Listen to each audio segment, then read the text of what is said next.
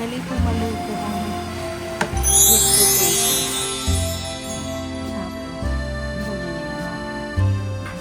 So, nakagawa ko susubukan natin siya na mayroong peanut sauce.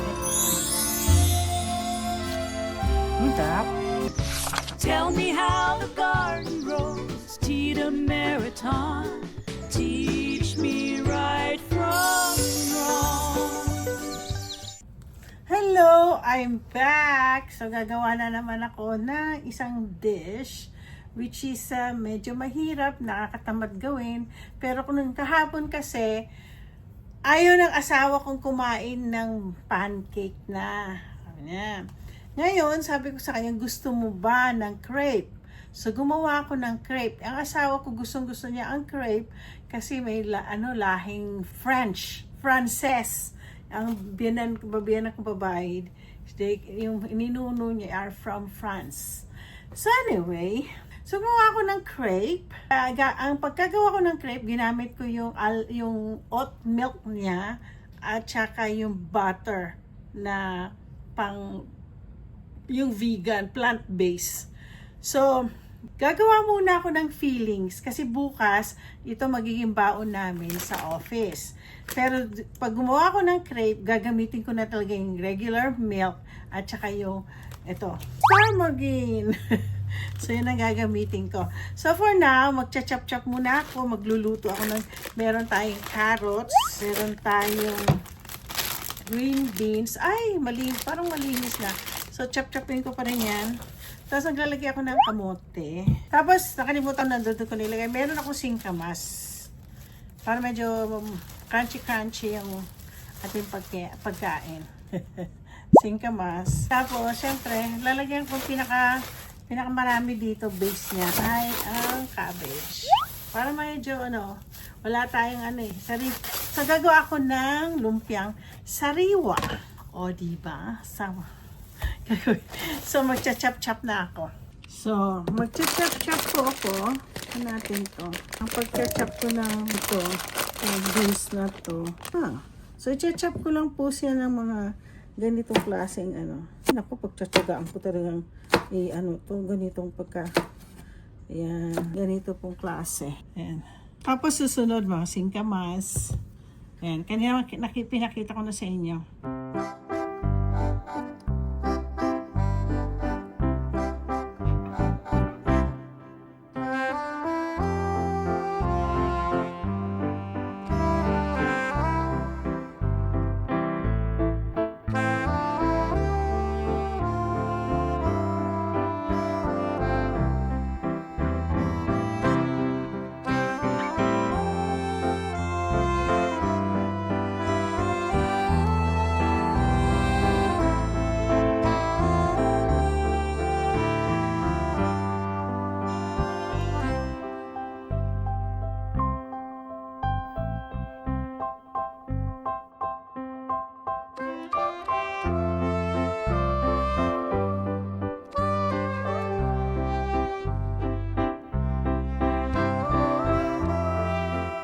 So, luluto natin ng fillings na lumpiang sariwa. So, garlic lang ilalagay ko. Hindi ako magluluto ng sibuyas. Garlic lang po siya. Tapos, ayoko siyang sunugin. Ayoko siyang sunugin. Ganyan lang siya para maglasa. May lasang Kasi lalagyan natin ng meat. Parang rin, pag gumagawa ka ng meat, lagyan natin yung meat lumpiang sariwa. Kasi lamakot. Kasi asawa ko gusto niya may meat. Pag gumagawa ako ng lumpia, ayaw niya yung purong gulay. Kailangan lutuin natin mabuti yung karne. Okay? Hindi ako masyadong maglalagay ng salt. Hindi lang natin siya ng tapos gagamit na lang ako ng pink. Yung pink salt. Yung mga bawat salt na gagamitin, iba-iba ho ang lasa. So, after this, na siya, lalagyan po natin ng green paste.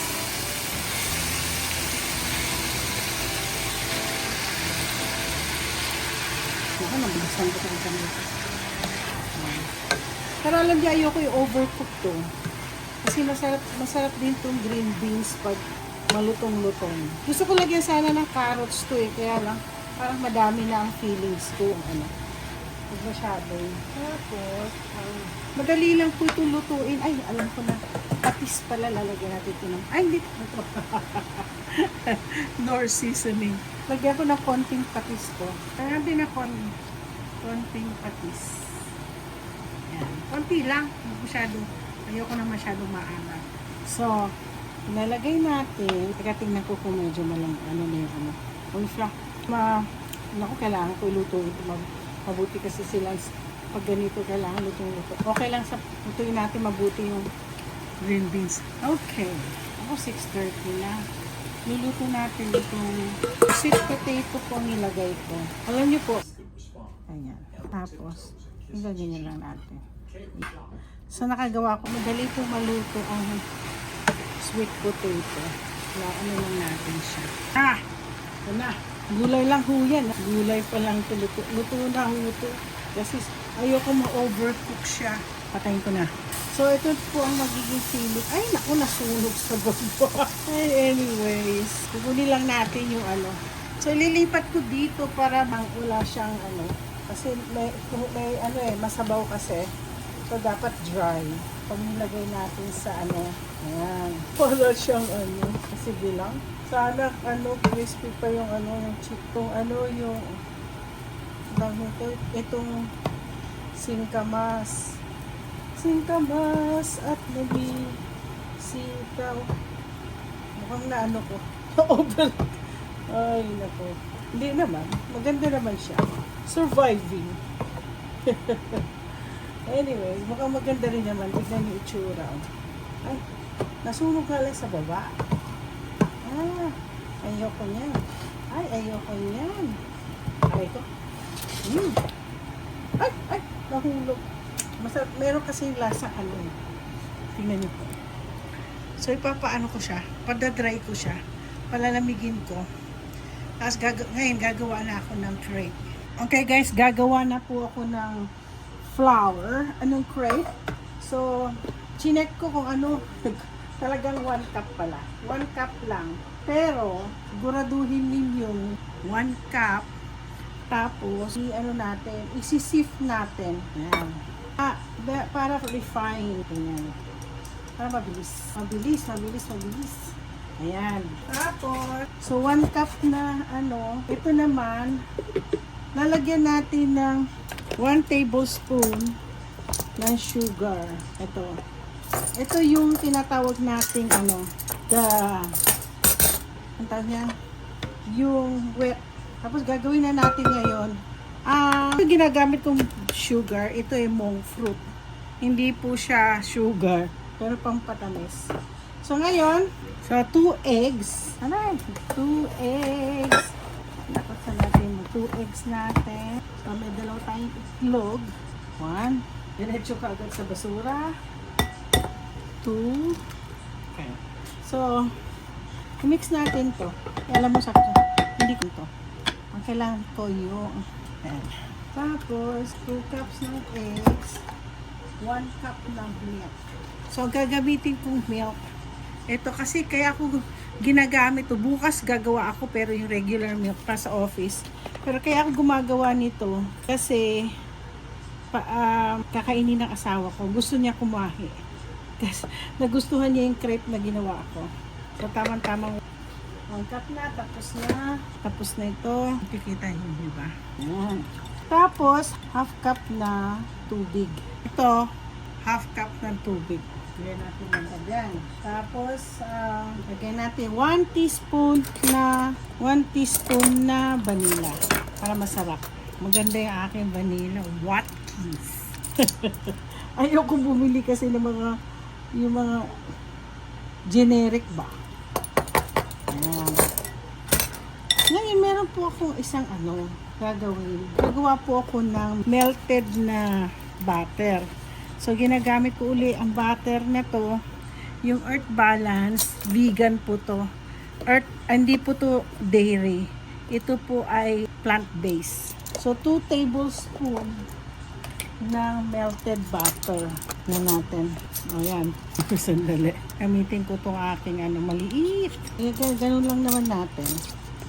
Kung siya 2 tablespoon ng dami. Pero hindi. Ipa-melt ko pa huto. Tapos later, gagamitin ko itong tablespoon na to. So, meron na po akong melted butter. Lalagay ko dito. Sana ito ay na natin. Yan. Yan. Lagyan natin konti kasi hindi sila perfecto. So, imimix po natin ito. So, mix natin. Tapos, ibubuhos na lang natin dito sa sa may flour. Yung mix ng flour. Yan. Ayun o, ako dapat matuto talaga akong gumawa nito kasi yung asawa ko mahilig sa crepe. Alam mo, binibili pa namin to sa sa pancake, International Pancake House. Minsan nagre-reklamo. Di ka man sigurado kung anong nilagay nilang butter, regular butter. So, ayun muna natin. Ay, ang init. Bigla ako nainitan. So, gaganyan natin yan. Yan. Kailangan talagang pinong-pino natin to. Huwag yung may mga ganyan o bubble-bubble pa. Yan.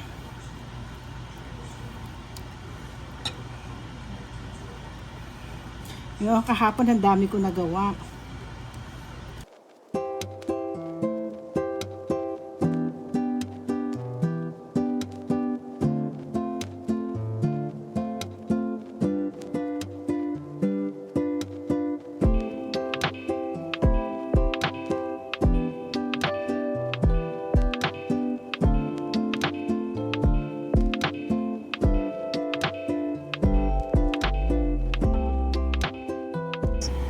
Gumagawa po ako ng peanut sauce. Wala akong grind peanut right now. So, gumamit po ako ng peanut butter. So, pinapa-dissolve ko ang peanut butter ngayon. Tsaka nga po. Lalagyan ko siguro ito ng cornstarch para lang mag-thicker. Tingnan natin. Yeah. May peanut sauce na. Lagyan natin ng konting sugar kasi hindi siya masyadong matamis. Konti lang ang nilagay ko na. Lalagyan natin ng yung brown sugar na monk fruit para safe pa rin kami kahit na matamis siya kasi hindi po siya sugar. Naamoy ko po yung peanut. So, natin kung medyo matamis. Matamis na. Yay! So, lalagyan ko na to para lumapo. Lalagyan ko po siya ng cornstarch. Alam nyo, itong paggagawa ng lumpiang wrapper, mukhang ang dami kong hugasan. Sana po maging thick to.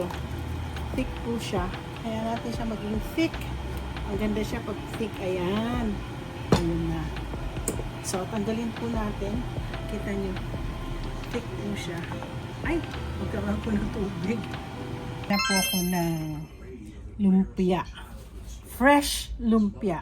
So, ito ang ginawa kong crepe. Diyan po tayo ito na lang kaya pag ganyan. So ngayon, lalagyan natin normally kasi yung mami ko, pag gumagawa ng lumpia, fresh lumpia, tanggalin kaya natin ito. Yan, ganyan. Tapos, nakikita ko ba nyo? Lalagyan natin ng, para pakita ko na rin ito. Move na lang natin ito. Nakikita ba? So lalagyan natin siya ng, yan, ang ating gulay na may meat. Na-dry na po ito. So ngayon, kaganyanin po natin. Mukhang madami lang yung Ako, mali yata ang aking ganyan. Mukhang madami po ako nilagay. So, sandali lang natin. Bawasan natin po. Masyado po kasi madami. Magbawas-bawas tayo. So, lagyan natin yan. Diyos ko, mapapalpak pa ako. So, ganyanin natin yan. Yan. Tapos, ganyan. Tapos, ganyan lang natin. So, nakagawa ko. Pero dapat, dapat ganito itsura nun, O, yeah. Ganyan na yan. Tapos lalagyan natin ng peanut sauce. May peanut sauce po akong ginawa. Ilalagay natin yung peanut sauce dyan. Tapos, gagawa pa ako ng isa para, kasi ito para sa asawa ko. Yan. Yan, siyang peanut sauce. Sana magustuhan nito ni magustuhan nito ni Mr. Guillermo. Kain ng garlic. Fresh garlic. Budburan natin ng fresh garlic yan. Yan. Siguro gagawa pa ako ng isa para sa akin. Yung sa akin kasi, alam mo, delikado sa asawa ko minsan. Honey! Gagawa naman ako ng para sa akin. Kinakainan niya ngayon yung kanyang fresh lumpia. So, tanggalin natin to. Bigyan natin na. Kasi bukas magagawa pa ako ng para sa opisina. Tapos titikman natin kung masarap ang aking fresh lumpia. So, ganyan. Lagay ko na lang kaya, hindi, wag na. Ganyan na lang yan. So, gaganyanin natin. Fresh. Para siyang ganyan. Yan. Tapos lalagyan natin na peanut sauce. Pasensya na ho kayo. Makalat kayo ng aking counter ngayon. Kasi ang dami palang to. Ang dami nagamit. Ang dami po nagamit na. So, lagyan natin.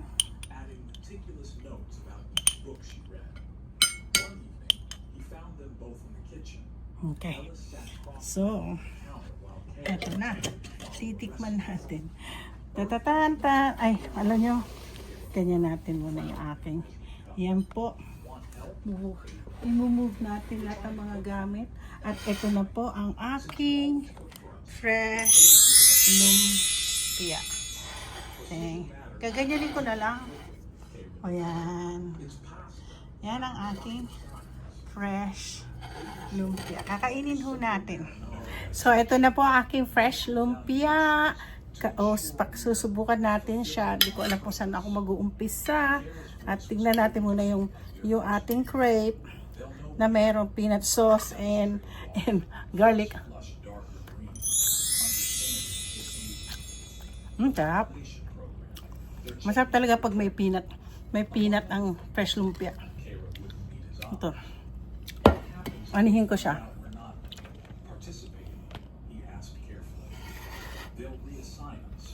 Yan. Ay, wala pala. Ito lang. kailangan meron to. At saka yung peanut sauce. Peanut sauce at saka ito, gulay. Yan. Pasensya na kayo, kamay ko lang naman to. At lagyan natin konting gulay. Kaya tignan natin.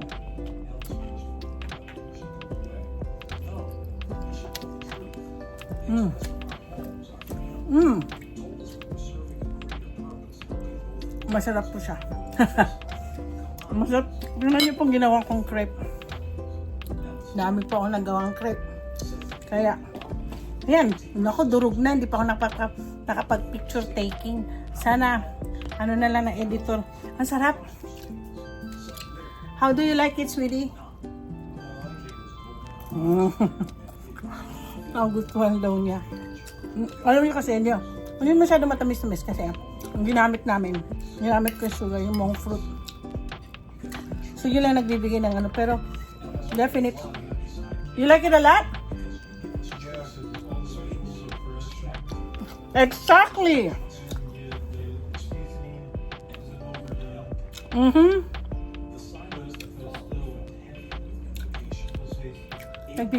Nagbibigay ng comment yung asawa ko.